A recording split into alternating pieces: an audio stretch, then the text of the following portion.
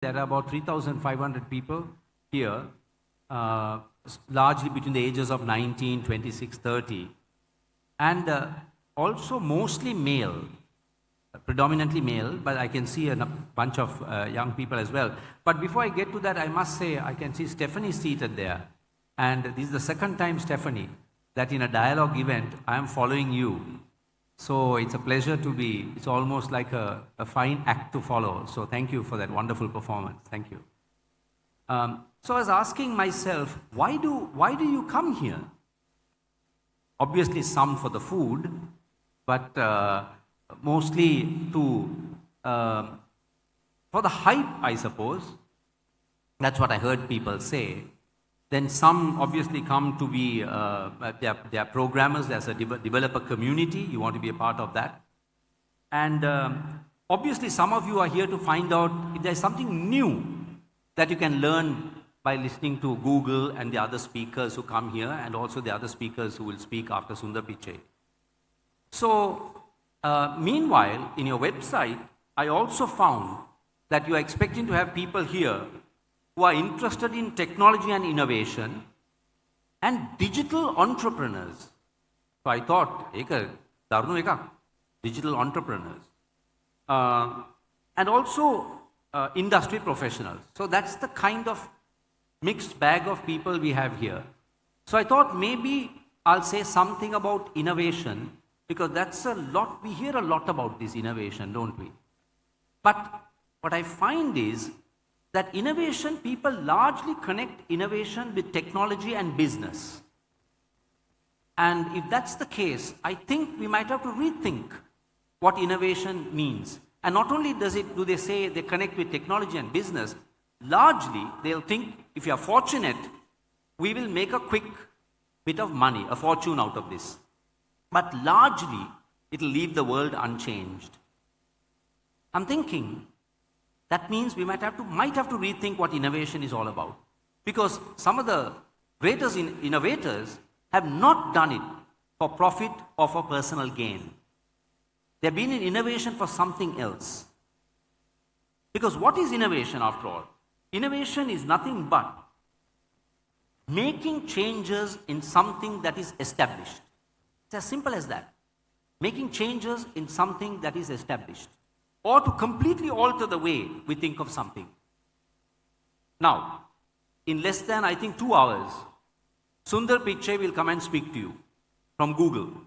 Now, Sundar, as you know, comes from a South Indian state of Tamil Nadu. He was born in Madurai. He studied in Chennai. He was a son of a middle-class family, son of a stenographer. Father was an electrical engineer, I think. And he went to IIT Madras first, then went to IIT Kharagpur, studied metallurgy, went to Stanford, studied material sciences, then went to Wharton Business School and ended up at Google, where he headed products, including Chrome. Much to everybody's surprise, when Larry Page stepped down, he became the CEO. It's unthinkable some years ago to have an Indian Tamil born in Chennai to be heading a massive company, American company like Google. Now we have Satya Nadella, who's heading Microsoft as well. So it's great for someone like Sundar to have come up the hard way and found himself managing and running a big American company. But let me talk to you about someone else. While Sundar Pichai was doing all that, there was another man, a school dropout from a poor family, also from the state of Tamil Nadu, in Coimbatore, about 200 kilometers from where Sundar Pichai was born. And he was born 10 years before. Sundar Pichai was born in 72, he was born in 62. His name is Arunachalam Muruganandam. I am sure most of you, or almost none of you, may have heard of him. I can't ask you to show of hands because I can't see the audience here, because with the light on my face, I can't see most of the people here. Now, Arunachalam Muruganandan is a very interesting man, because He revolutionized menstrual health for millions of people in India. Menstrual health. Because you see, he developed a very cheap machine to turn out sanitary pads at 1/3 the cost of what it was commercially. And with that invention, he has supplied these machines to 23 of the 29 states in India. And now he's in expanding production to sell these machines to 106 developing countries in Africa, Asia, and other places. Now, what was so wonderful about this man? The statistics are staggering. Now, Sundar Pichai will also talk about billions, and we'll come to that later. 355 million women, menstruating women in India. Only 12% wear pads. Can you imagine that? Only 12%. His wife herself was, he found her hiding some dirty cloth in the cupboard, and he said, "What are you doing?" And she said, "These are the cloth that I use to when I'm having my period." And he said, "My God, it's so filthy, I won't even use it to wash my clean my scooter." And so he went out to buy a pad for her. It cost him 4 rupees. And he thought it weighs 10 grams. 10 grams of cotton. Cotton costs 25 cents. So he thought, why is this costing so much? And then he started to look for a better way, a cheaper way to produce sanitary pads. And 80% of the problems, reproductive tract infection is caused because of this problem. So what did he do? He completely changed the lives of millions of people. And interestingly, he took his machine to IIT Madras, where Sundar Pichai was also studied. And they, without his knowing, submitted it to the Innovation Award in India. 943 people submitted their nominations. And in India, you get lots of people who are innovating. 943. He won the President's Award for Innovation. And he became one of Time's 100 most influential men in the world, along with Jeff Bezos and people like that. So, what did he actually do? He changed hygiene for women. He gave education, because when these girls were having their periods, they don't go to school for 5 days a month. That's 50 days they didn't go to school. Some dropped out of school when they started menstruating. So, hygiene, education, a better way of life, and now he's having women use those simple machines to turn out sanitary pads. Employment. But more than anything, self-respect. And you must read about this man. He has given a TED talk as well. Now, what was it that is common about him and Sundar Pichai or anyone who innovates? A few things. Firstly, a deep engagement of fascination with the problem. He was engaged. He's a school dropout. He was engaged. How do you do this? And he found out it is cotton. But he used cotton, and the cotton was not absorbing. He used to wear a pad himself. I mean, the lengths he would go to. And he got 20 schoolgirls to use his pad, and then he had it at his house. His mother-in-law, his mother, saw him do this. She put her clothes in a sari, packed it, and left. He was getting his wife to also try it out. She also thought he's mad. She also left him. And he's a funny fellow. He says, "Look at this, I was solving her problem and she has left me now." And the villagers nearly killed him, thinking that this man is a bit possessed. And they tied him upside to a tree and they were going to assault him. Luckily, he said, "I leave the village." So, two things. A deep commitment and engagement with the problem, and a commitment at a very personal level. Wife left him, mother left him, he had to leave the village, he was completely ostracized. Now he just persevered. And third, hard work. But more than anything, he had an inquiring mind. Because you see, you don't need to be you don't have to have a scientific mind, all of you here, to start innovating. You only have to have an inquiring mind. හොයන්න ඕනේ. මොකද්ද මෙතන තියෙන ප්‍රශ්නේ? ඒකත් එක්ක අපිට ගැටෙන්න පුළුවන්ද? ඒක මගේ ඇඟට එනවාද මේ ප්‍රශ්නේ? මොකද්ද මෙතන කරන්න හදන්න? මොකද්ද කරන්න තියෙන්නේ කියන එක? That's what we need, an inquiring mind. And to look at new possibilities. Now, I was quite surprised. Recently, at our own company, Enable, we are looking at our business plan. And now, mind you, we started with 13 people. We have now built the company to 200 people. And we have come a long way. We have been profitable over the last 7 years. This is our 10th year. So, we are looking at our business plan. And I was surprised. When I was asking my team, what is the market opportunity? They were constrained by things like numbers, the budget, last year's budget, this year's budget, incentive. Now, they were not able to free themselves and just look at the market opportunity. And there's huge market opportunity. Dialog itself, there's opportunity for us. I just spoke to Supun.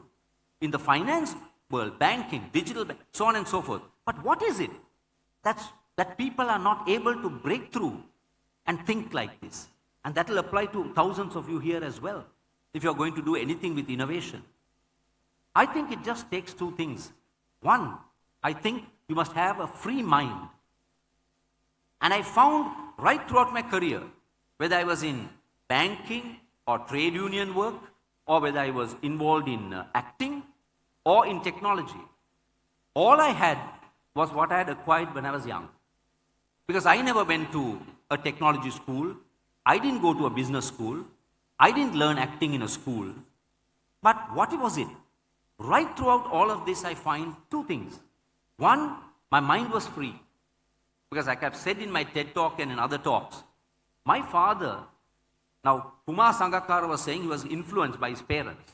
But for me, my father was a very conservative Catholic. He had a very rigid way of looking at life. He died when I was 4. I was in a family of 11. So I was completely left, unhindered, to explore and let go of my mind. And most children are creative. And I think I used to sing and act and things like that. But nobody to stop me. Nobody say, පාඩම් කරන්න, ශිෂ්‍යත්වය කරන්න, tuition කරන්න, අරක කරන්න, ගම් පාසලට යන්න, ඒවා මුකුත් නැහැ. So with these two elements that I had when I was young, it is that I think that has brought me to where I was and helped me to do the types of things that I've been trying to do. So I think that's what you have to ask yourself. Is it too late? I wonder. Because sometimes your personality is formed, they say, by the time you're 7 or 10 or 12. Is it too late for you to have that kind of inquiring mind? I don't know. But at least you must try. Wherever you are, and that's why I say you don't have to work for Google.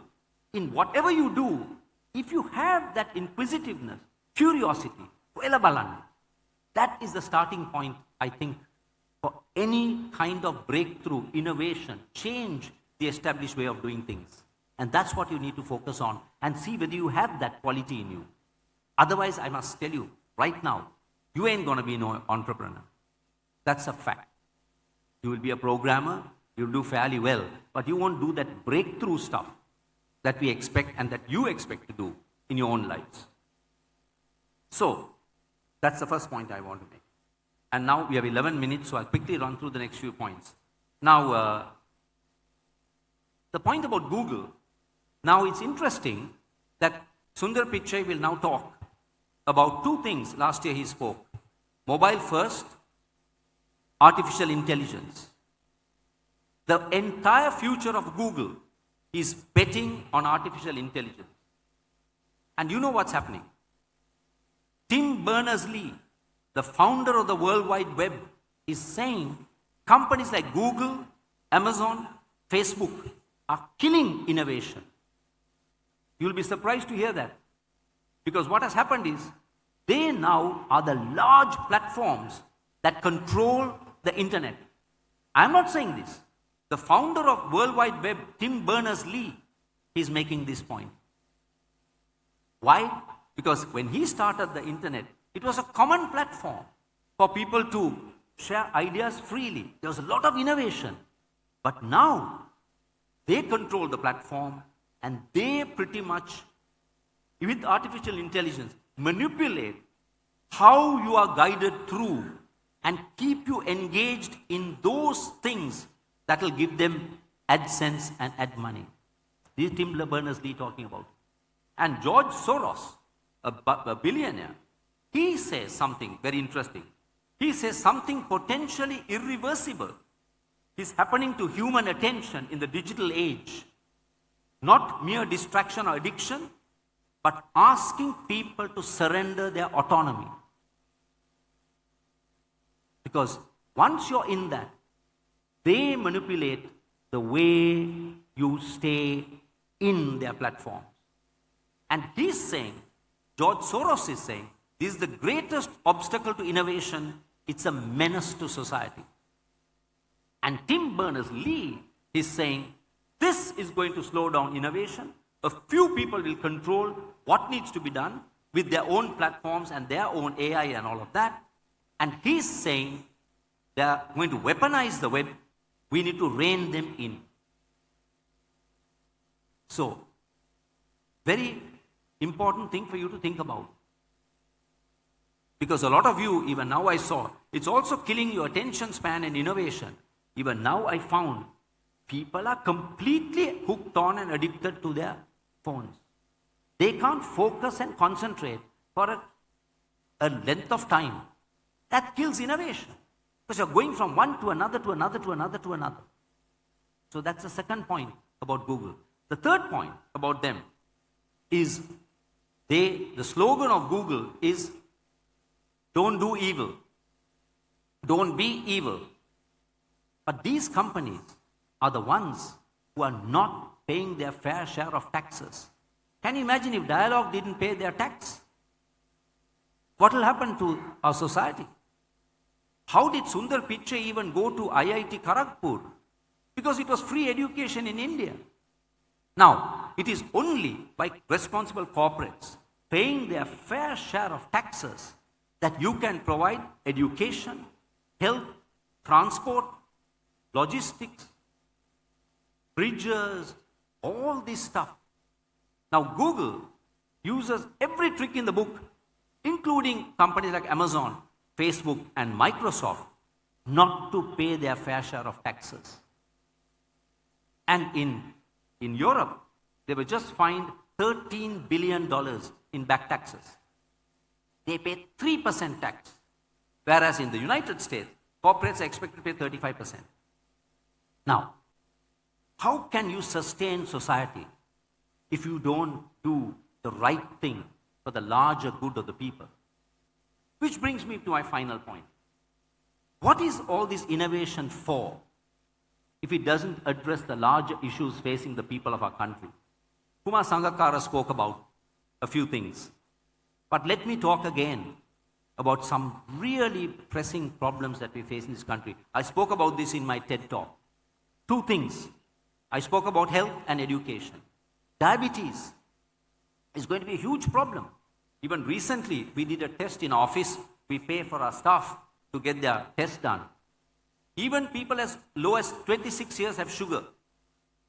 And diabetes, the chronic kidney disease, is killing thousands of people, particularly the farmers in Anuradhapura and so on. This country needed 1,000 dialysis machines. We have only 180. Now I found some statistics. My friend Niruban, who is there, told me that a dialysis machine cost about $10,000. Maybe let's double it, 2 million. 2 million, let's say. 1,000 will cost us about 2 billion rupees. You know how much we spent to build the stadium at Surya Weber, where no match is paid. 5.8 billion rupees we spent on a pitaniya, where nothing happens. I don't know how many times Kumar Sangakkara has batted in that ground. If he was here, we could have asked him. He scored 12,000 runs and became the 5th highest scorer. But I don't know how many matches even he got a chance to play. Now, can you be indifferent to these kinds of issues that face the people of our country? You all are the youth.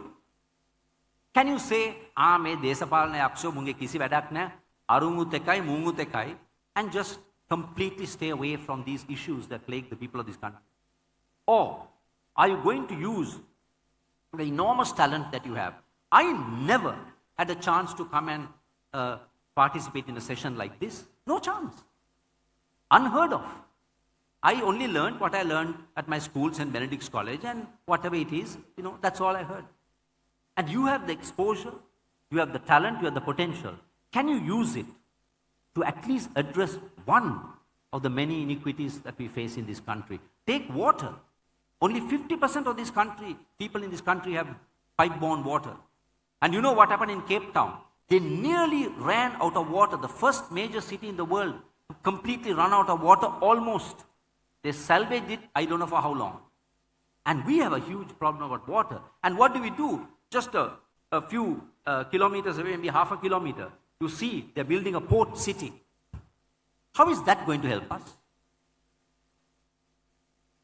So, my final point is, innovation for what?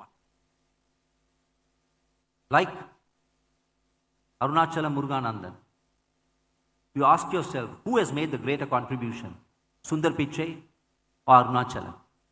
To the vast majority of the rural poor in India and in other countries.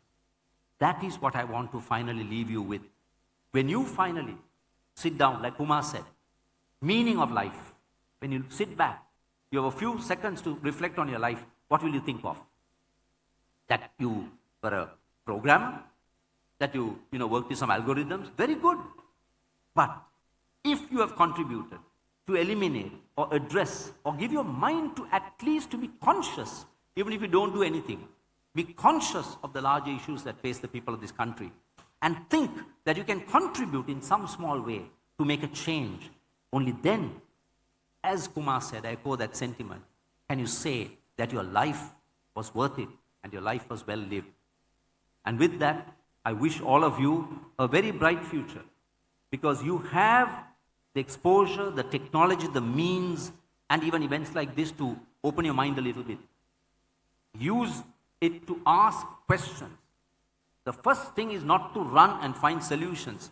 The most you can do is to constantly ask yourself questions. And you can innovate here. You can innovate with Dialog. They're waiting for people to come and create better user experience for their customers, including myself.